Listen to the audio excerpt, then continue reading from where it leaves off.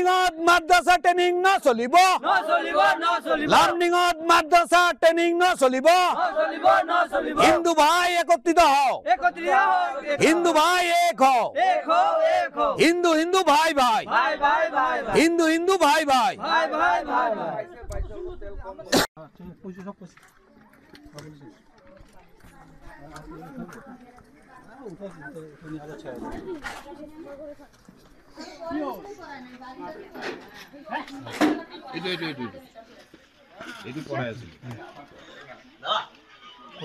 ভাড়া লৈ আহিছো এক নিবলৈ এই ড্ৰাইভাৰ আছে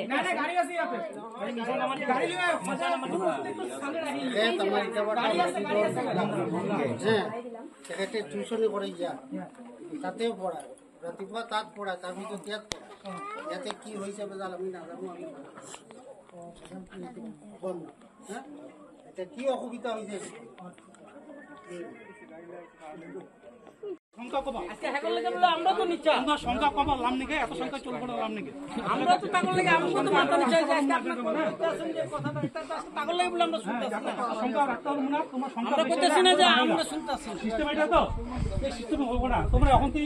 দেখলো কোনো মাদ্রাসা চলবে না ঠিক আছে কোনো মাদ্রাসা চলবে না সব বন্ধ করে গেল আর যে যে ইলিগাল আছে ইলিগাল যাও এখান থেকে লাম নিয়ে জায়গা হবে না সেটা কথা একটা কথা ঠিক আছে সব সব ব্যবস্থা লওয়া হইতে আছে তাহলে ধরা পড়লে জেলে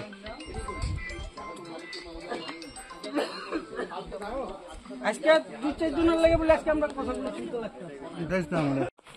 তো আপোনাৰ নামটো কি আছিলে মোৰ নাম সেলিমুদ্দিন হ্যাঁ সেলিমুদ্দিন আপুনি ইয়াত কি কৰি আছিলে মই টিউশন পঢ়াই আছিলো কি মাদ্ৰাছাৰ কিবা টিউচন পঢ়াই আছিলে নেকি টিউশন নমাজ শিকাই আছিলো হ্যাঁ নমাজ শিকাই আছিলো মাদ্ৰাছা খুলিছিলে নেকি ইয়াত নাই মাদ্ৰাছা খোলা নাই তো কি কৰিছিলে ইয়াত ইয়াত নমাজ শিকাই আছিলো নমাজ শিকাই আছিলে জাগাটোৰ নাম কি ইটাবাটা এইখনৰ নাম আমটিলা আপুনি ক'ৰ পৰা আহিছে লামডিং ইটাবাটা চাৰিআলিৰ পৰা হ্যাঁ হ্যাঁ ইটাবাটা চাৰিআলিৰ পৰা চাৰিআলিৰ পৰা আহিছে